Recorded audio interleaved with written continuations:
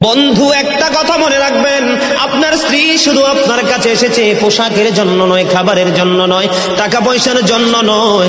স্বামীর কাছে যেই খোরাক স্ত্রীর জন্য আছে, এবং স্ত্রীর জন্য স্বামীর কাছে যেই খোরাক, স্বামীর জন্য স্ত্রীর কাছে যেই খোরাক আছে, পৃথিবীর কোথাও সেই খোরাক নাই। এটা স্বামী স্ত্রীর জন্য অবর্ণনীয় এক নিয়ামত। স্বামী স্ত্রীর মধ্যে যেই প্রেমের আবেগ ঘন মুহূর্ত তৈরি হয় রে 14 গ্রামের যুবক, আমার দাদা ভাই যারা বুড়ো হয়ে গেছে, এখনো দাদু দুনিয়ার বুকে বেঁচে আছে, এখনো যদি দাদু যদি এক কিলি পান তোমাকে মজা করে বানায়া দেয়, পান চিবাইতে চিবাইতে তোমার ঠোঁটগুলো লাল হয়ে গেল, জিহ্বাটা লাল হয়ে গেল, আর দুজনের মধ্যে আবেগ ঘন মুহূর্ত তৈরি হলো।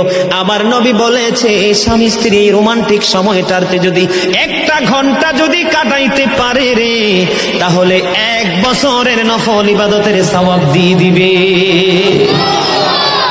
এরে যুবক, বউকে কষ্ট দিও না। স্বামী স্ত্রী যদি কিয়ামতের দিন কমপ্লেইন করে, তুমি যত বড় মোল্লা সাহেব হাজী সাহেব হন, নসিবই জুটবে না। আমি আমার মা আমার বোনদেরকে বলতে চাই, কখনো স্বামীর কলিজায় আঘাত দিও না, কারণ স্বামীর কলিজায় আঘাত দিলে তোমার জীবনে জান্নাত জুটবে না। বন্ধুরে আমার, আমি আমার নবীর জীবন থেকে যদি আপনাদেরকে আরেকটা এক্সাম্পল দেই বন্ধু, এখন আমি আমাদের দেশে স্বামী স্ত্রীর মধ্যে গলদ আছে না নাই? বর্তমান সমাজের যুবক যুবতী, নববধূ নবদম্পতি যারা স্বামী স্ত্রী, তাদের মধ্যে ম্যাক্সিমামই কলহ আছে না নাই? বন্ধুরে আমার, সাহাবী একজন, তার নাম হলো আব্দুল্লাহ। আমার দিকে তাকান, স্বামী তার স্ত্রীর কাছে আসে না, স্ত্রী তার স্বামীর কাছে আসে না। আমার ওয়াজগুলো এমন টপিকস আকারে ছোট ছোট কোট করে বন্ধু, বিরক্ত হন? একটু আওয়াজ দরকার আছে না? এগুলো বাস্তবতার দরকার আছে না নাই?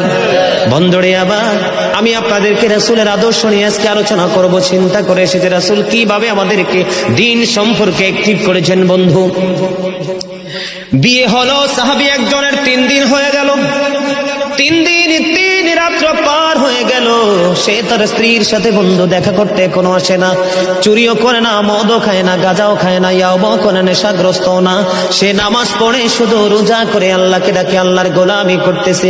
দেখতে দেখতে দেখতে দেখতে বন্ধু 3 দিন 3 রাত্র পার হয়ে গেল। 3 দিন 3 রাত্র পার হয়ে যাওয়ার পরে এবার বন্ধু কি করলেন? আমার নবী ওই ছেলের বাবা বন্ধু পুত্রবধূর কাছে আসলেন, পুত্রবধূর কাছ থেকে তার ভালো মন্দ জানার জন্য এসে ডাক দিলেন বৌমাকে। বৌমা সালাম দিলেন। সালাম দেওয়ার পরে এবার ওনার পুত্র সম্পর্কে যখন জিজ্ঞেস করলো, এবার স্ত্রী একটা ডাক দিয়ে বলল, শ্বশুরকে ডেকে বলতেছে, বাবা গো, আপনার ছেলে অত্যন্ত নম্র, অত্যন্ত ভদ্র, অত্যন্ত পরেশগার, অত্যন্ত সুচরিত্রের অধিকারী, উত্তম চরিত্রের অধিকারী। বাবা, বিয়ে হয়েছে, কবুল বলে শরীয়তের আইনে বেঁধে আমাকে ঘরে তুলে নিয়ে এসেছে। আজকে 3 দিন পার হয়ে গেল গো, এখনো পর্যন্ত আমি আপনার ছেলেকে দেখতে পাইনি। জোরে জোরে আল্লাহু আকবার। কয়দিন পার হয়ে গেল? 3 দিন পার হয়ে গেল।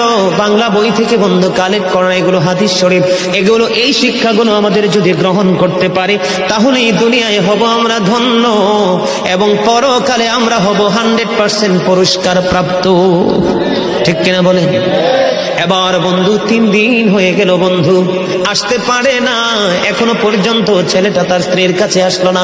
এবার বাবা পৃথিবীর কাউকে বন্ধু বললেন না, দৌড়ে চলে গেলেন প্রাণের নবীর কাছে, যাইয়া নবীকে সালাম দিলেন, ইয়া রাসূলুল্লাহ, ইয়া হাবিবাল্লাহ, নবী গো, ও প্রাণের নবী, আমার ছেলেটাকে 3 দিন হলো আমার সন্তানকে বিয়ে করিয়েছি, আজকে 3